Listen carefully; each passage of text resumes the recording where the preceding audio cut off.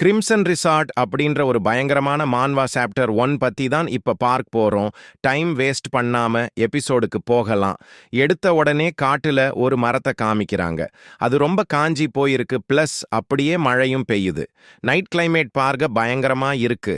அப்படியே இந்த பக்கம் பார்த்தோம்னா ஒரு அடியாள்கள் மாதிரி இருக்காங்க. படையோடு வந்துட்டு இருக்காங்க, எதுக்குன்னு தெரியல. அப்படியே இங்க பார்த்தோம்னா அப்படியே ஒரு பயங்கரமா இடி பெய்யுது. அதை பார்க்கறாங்க ப்ரோ.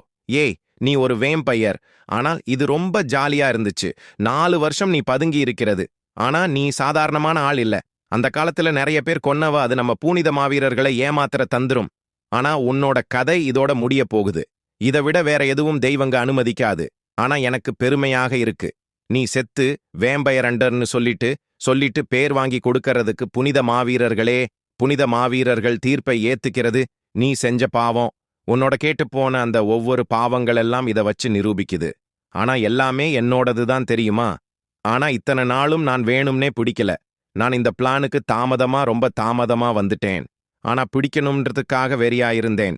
ஏன்னா நீ ஒரு ரேரான வேம்பயர். அதனால உன்னை பொறுமையா புடிச்சி ஒரு பெரிய ரேபிட் ப்ராபெட்டா பார்க்கணும்னு நினைச்சேன்.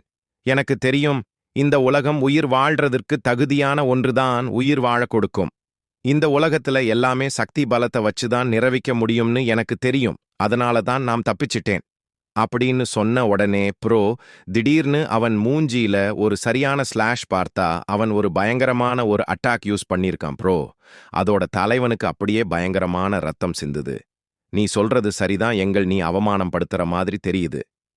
இருந்தாலும் ஒருவேளை இப்ப நான் உனக்கு ஒரு சான்ஸ் தந்தா அப்படின்னு சொன்ன உடனே திடீர்னு எந்திரிச்சு பார்க்கறான். என்ன நடக்குது இங்க சொல்லிட்டு பார்த்தா ஒரு கனவு உட்காந்துட்டு இருக்கான். இதெல்லாம் என்னது?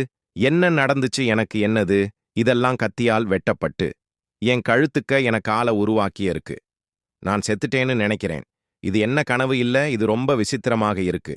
கையில பலி ஆகிறதுக்கு 10 வருஷங்களுக்கு முன்னே இன்னைக்கு தேதி பார்த்த பாதி வருஷத்துக்கு முன்னாடி அப்படின்னா நான் உங்க கையில மாட்டி சாகிறதுக்கு முன்னாடி வந்திருக்கேன்னு நினைக்கிறேன்.